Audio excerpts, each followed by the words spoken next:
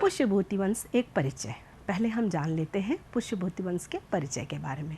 गुप्त काल से लगभग 100 वर्षों के बाद उत्तर भारत में एक नई शक्ति का उदय हुआ जो पुष्यभूति वंश या वर्धन वंश के नाम से प्रसिद्ध हुआ। जैसे कि हमने इसके पहले अपने पाठ में पढ़ा था कि गुप्त साम्राज्य का अंत करने के लिए हूणों के आक्रमण से, ऐसा माना जाता है कि हूणों के आक्रमण के कारण गुप्त वंश का अंत हुआ। और जैसे कि आप देख रहे हैं स्क्रीन पर, हूणों को बाहर निकालने के बाद वर्धन वंश की स्थापना हुई। इस वंश के प्रथम राजा प्रभाकर वर्धन थे। प्रभाकर वर्धन ने अपनी राजधानी थानेश्वर में बनाई, जो इस समय वर्तमान में अंबाला जिला के नाम से जानी जाती है। प्रभाकर वर्धन के 2 पुत्र थे, एक का नाम राज्यवर्धन था और दूसरे का नाम हर्षवर्धन, और उसकी एक पुत्री भी थी जिसका नाम राजश्री था। प्रभाकर वर्धन के 2 पुत्रों में जो राज्यवर्धन और हर्षवर्धन थे, उसमें हर्षवर्धन ने वर्धन वंश को बढ़ाने में विशेष योगदान दिया, और हमारे आज के इस पाठ में हर्षवर्धन के किए गए विशेष कार्यों का ही वर्णन है। तो ये तो हुआ पुष्यभूति वंश का एक परिचय। अब आगे देखते हैं पुष्यभूति का वंश का उदय कैसे हुआ। राजा प्रभाकर वर्धन ने हूणों को उत्तर पश्चिम भारत से बाहर खदेड़ दिया था।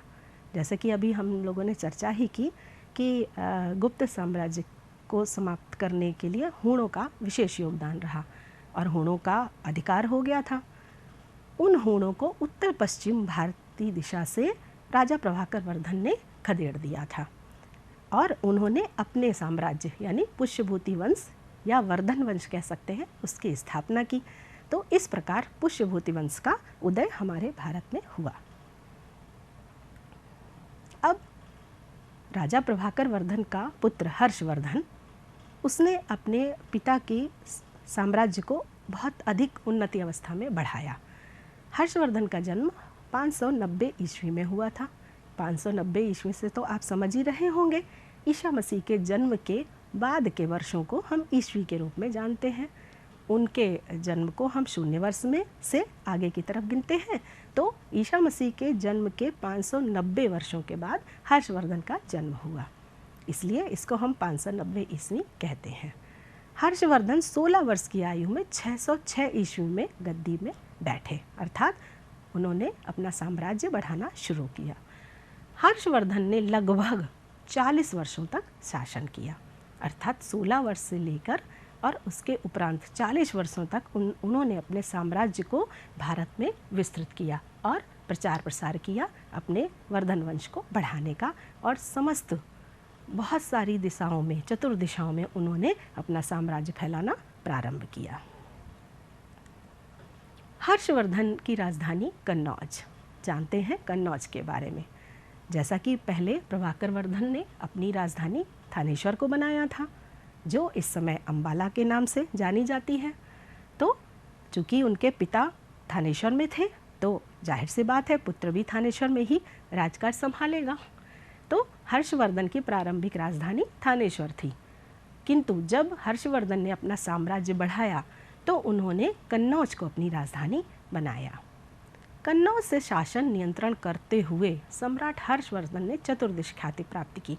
उन्होंने कन्नौज को अपने लिए विशेष सुरक्षित माना और वहीं से अपना साम्राज्य फैलाना शुरू किया। तो अभी जो उनके पिता के समय राजधानी थानेश्वर थी, वो उनके समय में स्थानांतरित होकर कन्नौज हो गई और वहीं से हर्षवर्धन अपना प्रचार प्रसार शासन का करने लगे और कुशल शासक के रूप में स्थापित हुए।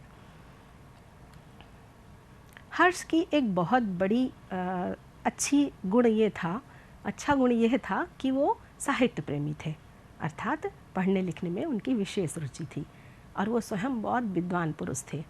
वह विद्वानों के आश्रयदाता भी थे। हर्ष को जहाँ कहीं भी ये पता चलता कि कोई बहुत विद्वान व्यक्ति है तो हर्ष उसका जरूर आदर सत्कार करते थे, उसको मान सम्मान देते थे। हर्ष ने स्वयं भी संस्कृत भाषा में 3 नाटकों की रचना की, जिनके नाम जैसे कि आप स्क्रीन पर देख पा रहे हैं लिखे हुए हैं, नागानंद, रत्नावली और प्रियदर्शिका। ये 3 संस्कृत के नाटक हर्षवर्धन के द्वारा रचित हैं। बाण भट्ट हर्ष के दरबारी कवि थे। आपने बाण भट्ट का नाम सुना ही होगा। वो हर्ष के ही दरबार में कवि थे, जिन्होंने हर्षचरित लिखी। और हर्षचरित के माध्यम से ही हमने हर्षवर्धन के बारे में अनेकों रोचक तथ्य जाने। चीनी यात्री ह्वेनसांग उनके शासनकाल में आया। विभिन्न यात्री यात्रा वृत्तांतों में लिखे हुए विवरणों के आधार पर हमने जाना है कि अनेकों यात्री भारत की यात्रा पर आए और वो जिस शासक के समय में आए उस शासक के शासनकाल के समस्त विवरण उन्होंने अपने द्वारा लिखित पुस्तकों में उल्लेखित किए। तो बाणभट्ट के द्वारा हर्षचरित लिखा गया और ह्वेनसांग ने भी आकर अपने यात्रा विवरण में हर्षवर्धन के शासनकाल की अनेकों बातें लिखी।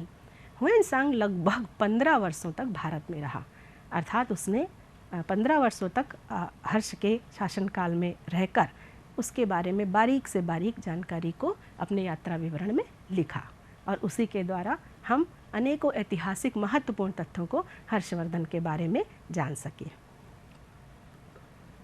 वर्धन काल ह्वेनसांग की नज़र से अब जानते हैं कि हर्षवर्धन के बारे में ह्वेनसांग ने क्या क्या बातें, क्या क्या रोचक तथ्य अपने यात्रा विवरण में लिखे, जिनसे हमें हर्षवर्धन की अनेक विशेषताओं का पता चला।